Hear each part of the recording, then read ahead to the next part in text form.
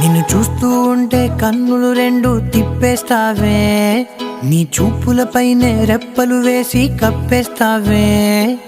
కనిపించని దేవుణ్ణే కన్నార్పక చూస్తావే, కన్నుల ఎదుటే నేనుంటే కాదంటున్నావే. చూపే బంగారు